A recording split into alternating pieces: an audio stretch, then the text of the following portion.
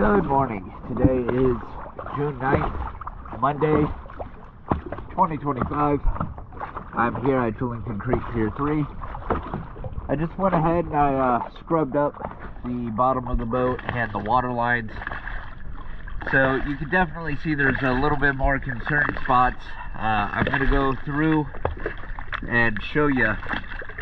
But these concerned spots on your paint are going to cause it to where there's a lot more growth a lot quicker.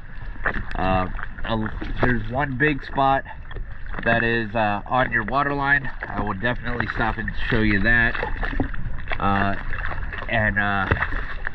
Basically, you're gonna definitely want us to tighten down on some of this cleaning for you and do it a little bit more frequent. So let's go ahead and check it out. This is for Blue Moon, of course.